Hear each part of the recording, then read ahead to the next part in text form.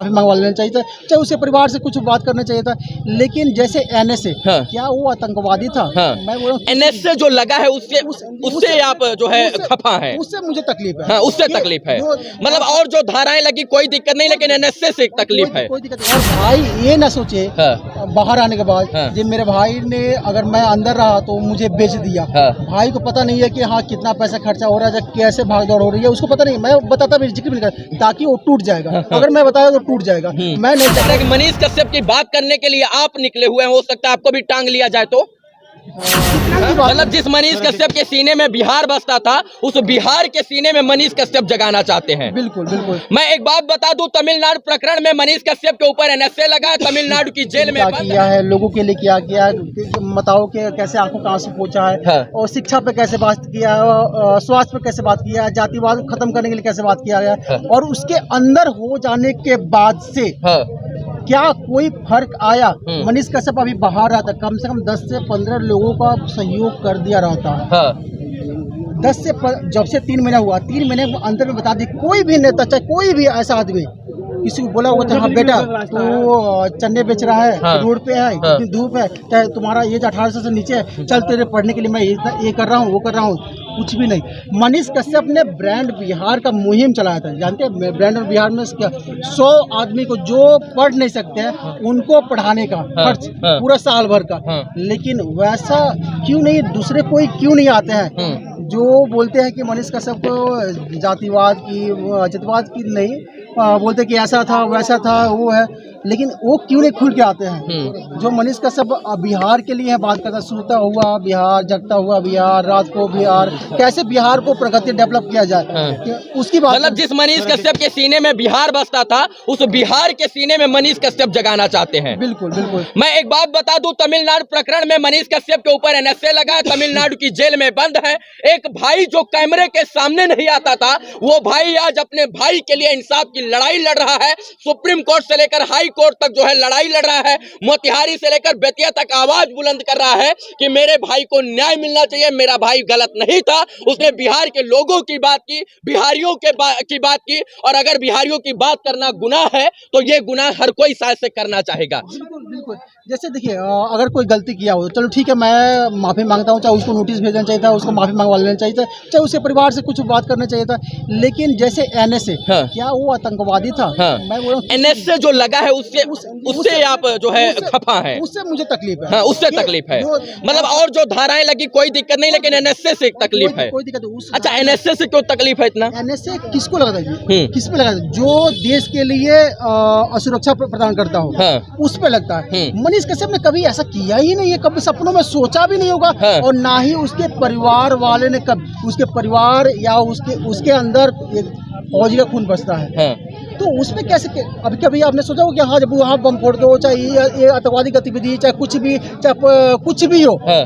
चाहे दंगा भड़काना, कुछ भी, लेकिन एनएसए लगाया उसे हम लोग परिवार, चाहे पूरे बिहार जानता है कि एनएसए किस मकसद से लगाया गया। जरा सोचिए, एक फौजी का बेटा सब कुछ न्यौछावर करके, सर्वत्र न्यौछावर करके इस बिहार के लिए समर्पित हो गया और बिहार के लिए उसका समर्पण था।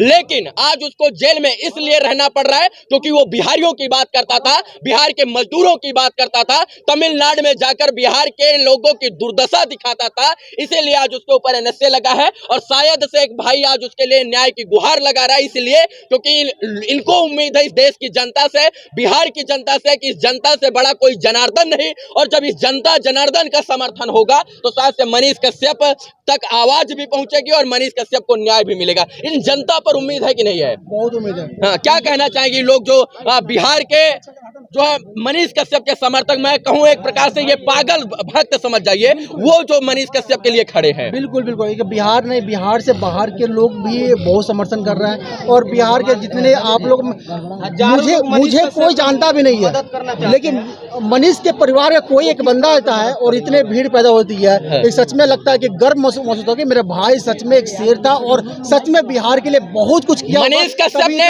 हो सकता है धन न कमाया हो, बाहुबल न कमाया कमाया हो, राजनीति में चमक धमक न कमाया हो, लेकिन मनीष कश्यप ने ये कमाया है जो इस वक्त आप देख रहे हैं। क्योंकि यहाँ पर बिना बुलाए जो है इतने लोग एकत्रित हो गए हैं, क्योंकि सबको पता है कि मनीष कश्यप जो है एक सच्चे इंसान थे।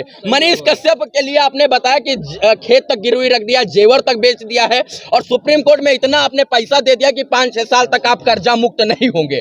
कुछ लोग जो है मनीष कश्यप का समर्थन करना चाहते हैं, सपोर्ट करना चाहते हैं, आर्थिक मदद करना चाहते हैं। अगर वो आर्थिक मदद करेंगे तो क्या आप लेंगे, कैसे लेंगे? देखिए, आर्थिक मदद इसलिए मैं डरता हूँ कि आयांश वाला जो मुद्दा हुआ था, हाँ। उसके बाद से भाई को कितना ट्रोल किया गया, भाई को ट्रोल किया गया, उसकी माँ बहन को भी गाली दिया गया। हाँ। उससे मुझे बहुत डर लगता है। और भाई ये ना सोचे हाँ। बाहर आने के बाद हाँ। जब मेरे भाई ने, अगर मैं अंदर रहा तो मुझे बेच दिया। हाँ। भाई को पता नहीं है कि हाँ कितना पैसा खर्चा हो रहा है, कैसे भागदौड़ हो रही है, उसको पता नहीं। मैं बताता भी जिक्र भी नहीं कर, ताकि वो टूट जाएगा। अगर मैं बताया तो टूट जाएगा। मैं नहीं चाह रहा हूँ जिस शेर की तरह वो गया था उसी तरह वो बाहर दहाड़ते हुए आए। इसलिए अच्छा, शेर को पिंजड़े में कैद करना जो है संभव है?